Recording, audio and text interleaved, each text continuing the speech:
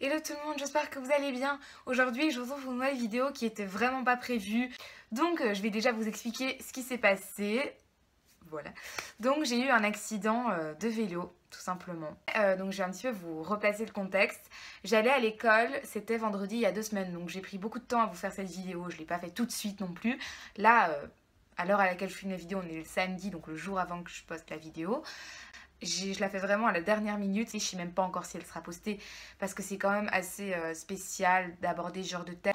Et j'ai vraiment beaucoup hésité à faire ce genre de vidéo et à vous en parler et tout parce que c'était trop tôt encore. J'ai quand même eu un choc aussi. Je revois plus la scène à chaque fois. Enfin, ça c'est aussi, c'était assez dur et tout, mais maintenant ça va quoi. Mais donc j'allais à l'école vendredi il y a 2 semaines. J'étais en vélo, évidemment. Je vais en vélo tous les matins. Donc pour aller à mon école, je dois prendre toute l'avenue Bruckmann, qui est une avenue qui descend très très fort, vu que je la prends dans ce sens-là. Pour le retour, ça va, il n'y a aucun problème. Donc moi, je mets un casque pour rouler et tout, donc je suis assez sécurisée. Là, avec le matin, il fait sombre et tout, je mets mes phares et tout, parce que c'est hyper important. Donc vraiment... Tout ce que je peux dire vraiment pour le vélo et tout, vraiment mettez un casque parce que moi avec mon accident, je pense que si j'avais pas eu mon casque, j'aurais peut-être une commotion cérébrale. Je connais des gens qui en mettent pas et tout, enfin ma propre mère en met pas, voilà. Moi en tout cas, elle me force à en mettre un et c'est important, je veux dire avant je ne faisais pas attention et tout. Aussi, moi, mettez des phares quand il commence à faire sombre le matin, là il commence à faire sombre l'après-midi aussi, genre vers 17h. Vraiment mettez des phares parce que, enfin, vous pensez qu'on vous voit parce que, enfin voilà, il fait pas non plus noir, mais... c'est pas parce qu'il est pas 22h, il fait pas hyper noir, il fait quand même pas très très clair. Moi, je trouve que à partir du moment où il fait genre comme maintenant, je peux pas vraiment vous montrer, mais vraiment quand il n'y a pas beaucoup de lumière, mettez des phares parce que les voitures, elles ont leurs phares. Donc moi avant, je pensais que comme les voitures elles ont leurs phares, genre ça m'éclaire et du coup elle me voit. Mais le truc c'est que si jamais la voiture elle va super vite, elle a peut-être ses phares, genre mais elle vous voit mais à la dernière minute. Du coup, c'est beaucoup trop tard. Du coup, franchement, mettez des phares parce que c'est hyper dangereux, sinon les voitures elles vous voient pas. Et moi j'ai entendu dire que, enfin, avant je mettais mes phares mais en clignotant comme ça. Et parce que je pensais que c'était mieux, mais maintenant plus je les mets à l'arrêt quoi. Parce que plein de gens qui roulent en voiture me l'ont dit, donc des amis et tout, m'ont dit que en fait le clignotant c'est beaucoup plus dangereux parce que ça clignote et donc il y a des moments où il n'y a pas de lumière et du coup c'est dangereux aussi parce qu'ils vous voient pas, ils vous voient pas, pardon, c'est pas français.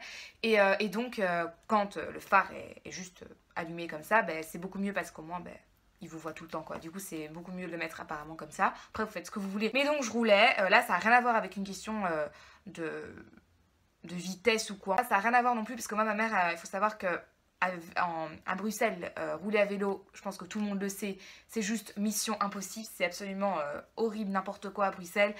Vraiment, si vous voulez bien rouler à vélo tranquillo, allez à Gand. Là, vraiment, il y a des pistes cyclables. Gand, c'est vraiment la ville pour le vélo, moi, je pense.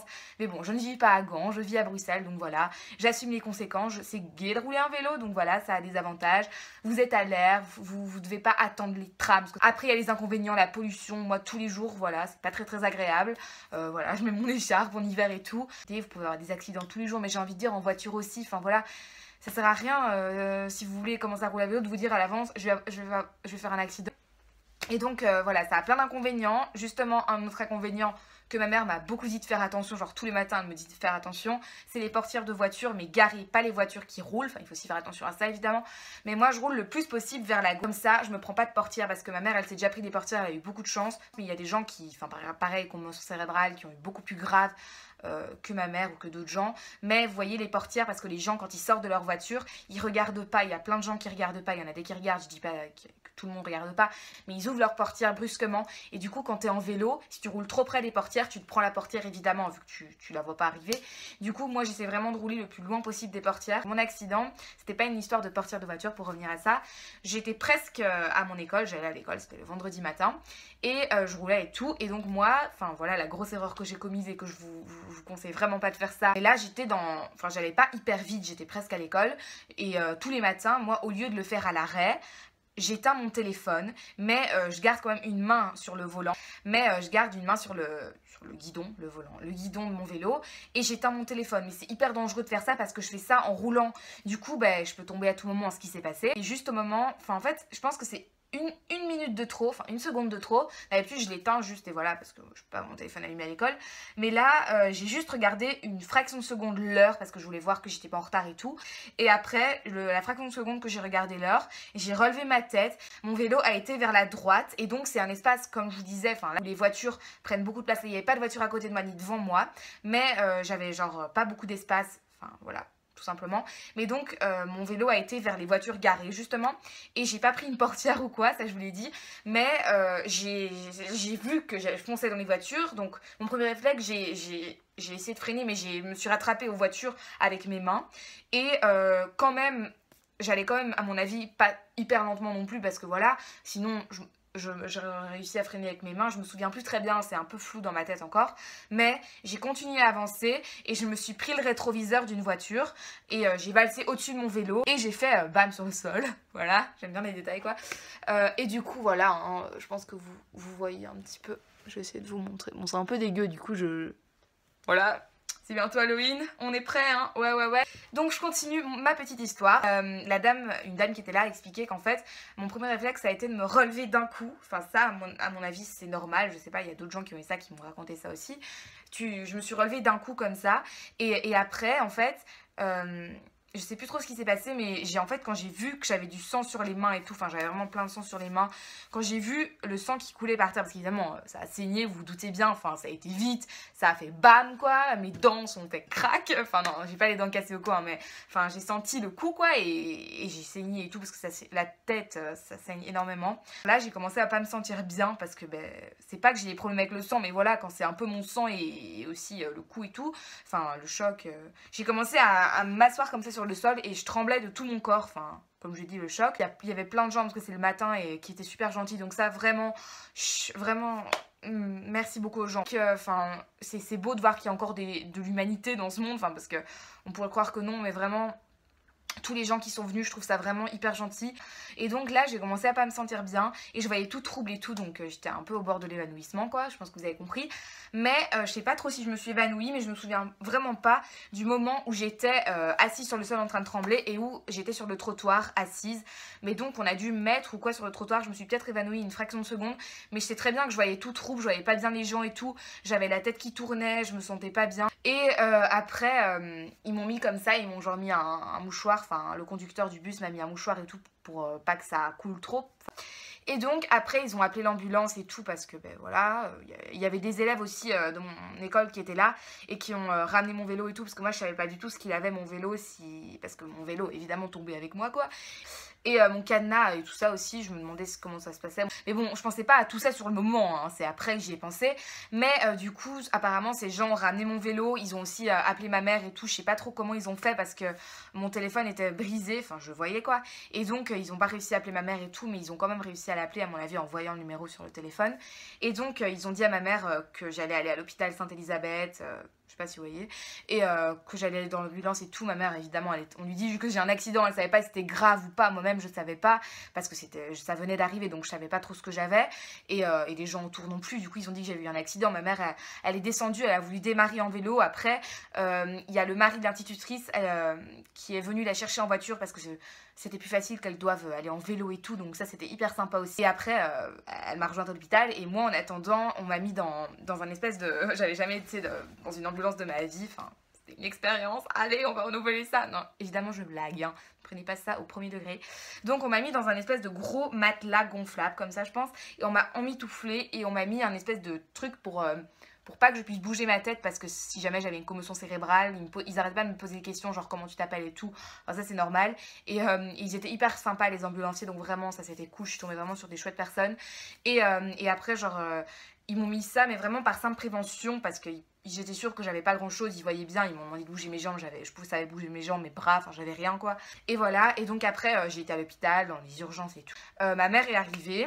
Genre elle a commencé à pleurer, enfin moi évidemment sur le moment j'ai pas pleuré quand je suis tombée parce que j'étais sous le choc, mais c'est après genre 1 ou 2 minutes plus tard quand j'étais couchée sur le trottoir j'ai commencé à pleurer, mais genre sans m'arrêter comme ça. Je me suis dit oh non, vous voyez c'est trop bizarre, je sais pas si vous avez déjà eu un accident ou quoi, n'hésitez pas à me le dire dans les commentaires. Et en imaginant que, enfin quand je suis tombée en fait je me revois, j'étais en mode enfin je me revois ma tête en mode non, et puis dans ma tête ça faisait, mais en fait j'avais l'impression d'être dans un autre monde, genre que j'étais pas, que c'était pas arrivé, que j'allais à l'école, que ça allait aller bien, que l'après-midi j'allais aller à l'école. C'était trop bizarre, genre c'est comme si j'étais pas là, c'était hyper bizarre comme sensation, je sais pas trop comment expliquer. Et après, j'avais mal à la main, genre j'avais mal ici. Je sais pas si on voit encore, j'ai juste un bleu, enfin maintenant ça fait 2 semaines, donc voilà. Mais ils ont quand même fait une radio parce que j'ai dû me rattraper avec mes mains, à mon avis, premier réflexe, et puis le menton quoi. Et après, je disais que j'avais mal dans les dents, et au final en fait on a été du coup chez le dentiste parce que j'avais vraiment mal. Et du coup j'ai juste perdu un peu d'émail, mais donc rien de grave. Et maintenant encore je suis un peu sensible au froid ou au chaud, mais ça va beaucoup mieux, genre les premiers jours c'était horrible pour mâcher et tout, c'était vraiment horrible. Et après, l'infirmière ou le docteur a regardé mon menton et elle a dit ah ouais c'est quand même bien ouvert, il va falloir recoudre. On m'avait jamais recousu du coup, genre j'étais stressée et tout. On m'a fait 3 points de suture je pense. Évidemment elle m'a anesthésiée parce que sinon j'aurais hurlé à mort je pense. Mais elle m'a mis genre un truc sur le visage pour que je puisse pas regarder. Du coup il y avait juste un espace ici quoi pour faire les points de suture. Donc elle m'a fait les points de suture, ça faisait pas mal et tout, enfin j'ai rien senti, je sentais juste qu'elle coupait, elle cousait, mais ça me faisait pas mal. Et après c'était toujours anesthésié, du coup c'était trop bizarre la sensation, je sentais plus mon menton. Et donc j'ai eu beaucoup de chance, j'ai rien eu de grave, rien eu de grave entre guillemets, j'ai quand même eu des points de suture et tout, mais je veux dire j'ai rien eu de grave. Maintenant je vais un petit peu vous expliquer ce qui est arrivé à mon téléphone et à mon vélo. Mon vélo, oui, ma mère a été le récupérer le lendemain, je pense, mais il avait la roue voilée, voilà, c'est ça. Donc en gros, soit je roulais sans frein, du coup, ben, voilà, autant vous dire, j'ai plus envie de faire un accident, soit mon vélo il fait comme ça. Du coup, ben, je pouvais plus l'utiliser. Du coup, en attendant, un ami et ma mère m'a donné un vélo, genre j'ai commencé à pleurer en sachant que mon vélo était foutu, parce que enfin c'est ma vie, genre mon vélo, c'est heureusement j'ai eu un tout petit vélo genre qui était un peu chiant, mais il était quand même, ça allait, et mon cadenas était cassé. Du coup, l'ami de ma mère nous a donné un cadenas qui est super, là je l'ai encore. Et pour le vélo, ma mère a été voir au Papa Douala, donc c'est un endroit où vous pouvez réparer vos vélos pour pas trop cher et c'est assez cool, vous pouvez participer au truc aussi. Et donc mon vélo est réparé, donc ça je suis trop contente évidemment. Et donc ils l'ont réparé tous, ils ont remis un truc, je sais pas trop ce qu'ils ont fait, et maintenant j'ai nouveau mon vélo. Et donc voilà, le vélo ça va, le téléphone en fait il était tordu et brisé, mais vraiment brisé, vous le sentiez, et même qu'il y avait un bout de l'écran qui sortait, donc c'était assez dangereux, et de jour en jour il était de pire en pire. Je l'ai gardé pendant une semaine je pense, puis avec ma mère on a quand même pris la décision d'en acheter un autre, donc j'ai payé évidemment parce que c'est aussi ma responsabilité, je veux dire on va pas m'acheter un téléphone comme ça, allez petit cadeau. Voilà, donc j'étais assez contente quand même parce que c'était le petit point positif, j'avais un autre téléphone, mais du coup j'ai un 6S, je suis en train de filmer avec, donc n'hésitez pas à me dire si la qualité est meilleure ou pas, je sais pas du tout, vraiment dites-moi, ça m'intéresse. Mais voilà, donc grâce à cet accident, j'ai quand même eu des trucs cool, enfin voilà, grâce à cet accident, on va un peu se calmer hein, Nina, mais vraiment, moi ce que je retiens de ça, c'est ne plus utiliser son téléphone quand on roule en vélo, donc c'est pas un crime d'utiliser son téléphone en vélo, c'est juste que ben voilà, moi je l'ai fait dans un endroit qui était peut-être pas le meilleur vu qu'il y avait ça comme espace et qu'il y avait les rails de tram à côté, vraiment faites attention. Juste aussi ce que je voulais dire avec le bus, en gros il y avait un bus derrière moi et le bus, j'étais déjà par terre, il a freiné sec en me voyant par terre et il a été vers la gauche sur les rails de tram, mais il m'a évité vraiment de justesse. À un moment l'instit elle pensait que j'étais sous le bus, donc voilà, on nous a appris ça l'après-midi en fait, l'instit a appelé ma mère pour lui dire ça, genre ma mère oh. Voilà, c'est comme si ça suffisait pas à tous les événements d'avant. Et en gros le bus a été sur la gauche, mais s'il y avait des trams dans l'autre sens, voilà, ça aurait fait un petit peu bang et tous les élèves dans le bus, je n'aime pas y penser. Mais bon, ça ne s'est pas passé, on va se calmer, je ne suis pas morte, il n'y a pas eu de tram dans l'autre sens qui a percuté le bus. Le conducteur, il a dû être choqué, enfin franchement, parce qu'il aurait pu m'écraser, mais voilà. Et pour les points de suture, en gros, elle m'a mis un bandage et pendant 24 heures, je pouvais pas mouiller la plaie. Et après, je devais mettre un sparadrap, désinfecter, mettre un sparadrap pendant une semaine. Et puis après, genre environ 7-10 jours plus tard, j'ai été chez le médecin.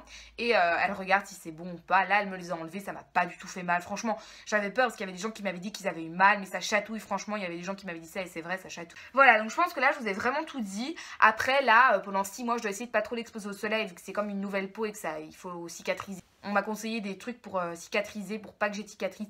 Mais bon, si j'en ai une, c'est pas très grave, hein, ça me forgera. Non, je déconne. Mais voilà, c'est la vie. Donc j'espère que cette vidéo vous aura plu. C'est un peu une vidéo qui change d'habitude, forcément, parce que j'ai pas des accidents comme ça tous les jours. Mais pour autant, pour vous dire, j'ai tout de suite reroulé en vélo, parce que ça, c'est vraiment le truc à faire si vous avez un accident en vélo. Rerouler direct en vélo. Donc voilà, j'espère que cette vidéo vous aura plu. Je vous fais de gros bisous. N'hésitez pas aussi à mettre un pouce en l'air si elle vous aura plu, à cliquer juste ici ou juste ici, je sais jamais, pour vous abonner à ma chaîne, et à aller voir du dernière vidéo, pareil en cliquant juste ici ou juste ici. Je vous fais de gros bisous et je vous dis à dimanche dans 2 semaines pour une nouvelle vidéo.